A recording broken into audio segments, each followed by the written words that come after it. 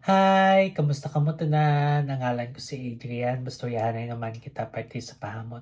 Ini nga pahamot nga luya ko istorya sa inyo subong tawag siya O de Rhubarb e Carle for Men and Women. Iyan siya ni Hermes. Pwede siya panlalaki, pwede pambabayi, pwede para sa tanan. Kagtani tanan nga pahamot ang muna akong tulokon.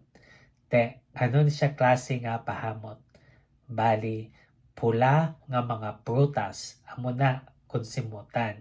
Angay siya sa mainit nga panahon, ang temperatura nga para siya is between 70 to 90 degrees Fahrenheit o kung 21 to 32 degrees Celsius. Ano ang iyang mga nota?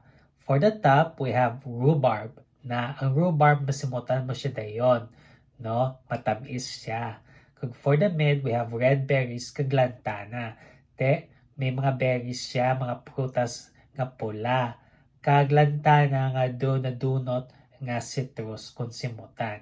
Kag for the base, we have white musk, na ang white musk amo nang gadakop sing hamot para hindi magtodo-todo lapta na. Kabay pa nga namian kamo sa nga pahamot. Kag kung may iba pa kamo nga mga pahamot nga luyag istorya sa akon, ibilin lang sa comment section. Sa tusunod naman, bye-bye!